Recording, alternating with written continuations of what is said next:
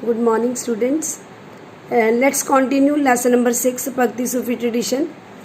Now we are talking about again new movement. In the previous video, I told you about the new movement. Here, that was emerged in Karnataka, 12th century, and which was the led by Brahmans Vasvana, 1106 to 1168. I told you in previous video. So his followers were called as Virashivas, hero of Shiva, or Lingyatas, those who wearing of lingas on their left shoulder.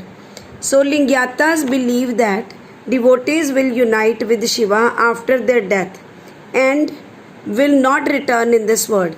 That's why they do not practice any funeral rites and they always bury their dead bodies. Is that clear? So they never use the rites of funerals and all, and which is given in Dharma Shastra, and ceremonially buried their dead. Lingyatas also oppose the idea of caste and pollution labeled by Brahmins of certain communities. They also question the theory of rebirth. Many new religions challenge the authority of Vedas and express their views about the languages of general masses. So that's why common people can understand easily about Vedas and all. So they always express their views in their general masses, mean to say which people lived over there in their own language, they express each and everything. Over the century, these languages develop into the ones used today. Over the century, that language is ones used today. Now we are talking about Islam. Earlier we were talking about Lingyatas, now we are talking about Islam. In Islam, Muslim ruler had to follow the path of ulema. That it was expected from ulema that they ruled according to Sharia. But the situation in subcontinent was complex because a large portion of population did not believe in Islam. That's why. So now I want to tell you about Jimmis. Jimmis were the non-Muslim who lived in the area of Islamic ruler. They paid a tax called jizya. In lieu of jizya, they were protected by their Muslim ruler. Their life and property protected by Muslim ruler. Whenever they are having some problem, they always protect them. Non-Muslim people, they protect them. Now, for architecture feature of mosque are universal like oriental towards Makkah, evident in the placement of mihrab. Mihrab means prayer niche. Mean to say whenever they sitting down and did the prayer over there, that was called mihrab in Muslim religion. Is that clear? Now minbar. Minbar means pulpit. But there were some feature which showed variation like building, material and roof. That was minrab. Institutional, the Sufis started to organize the Khanka. Now we are talking about Sufism. They started in the Khanka. Khanka, its Persian word, was controlled by teaching master called Sheikh. Sheikh word in Arabic, Peer and Murshid in Persian. So Sufi Silsila began to organize in different part of Islamic world around 12th century.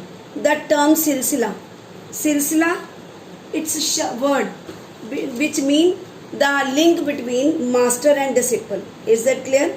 So that started literally mean chain which signify a continued link between the master and disciple. So some mystic men started movement on the basis of radical interpretation of Sufi ideas. These mystics scored the Khanka, took to mendicancy and observed celibacy. Celibacy mean to say unmarried. Those who do not do the marriage, they always want to live their life as unmarried. That was called celibacy. Often these people called Kalandar, Malang, Madrid and Hadris. They people called Kalandar, Malang, Madrid and Hadris. So the Khanka was center of the social life. Khanka of Sheikh Nizamuddin Aulia had many small rooms and big hall called a Jamaat Khana you can say. Ziyarat to the tomb of Sufi sant is prevalent all over the Islamic world. Ziyarat mean to say, students, like in our religion, in Sikh religion, we often celebrate Gurpurab. So instead of Gurpurab, they did over there Ziyarat. Whenever any sheikh died over there, their death ceremony they celebrate over there, that was called Ziyarat. At that time they celebrate in the mosques. So Ziyarat, the tomb of Sant, is prevalent in all over the Islamic world. This practice is an occasion of seek the spiritual grace of Sufi Sant. In the Dargah of Ajmer had become very popular by 16th century. The spiritual singing of pilgrim bound for Ajmer inspired Akbar to visit the tomb. Even Akbar king also visit over there. So during the Ziyarat they did the Qawwal sing the Qawwali and they pray the God.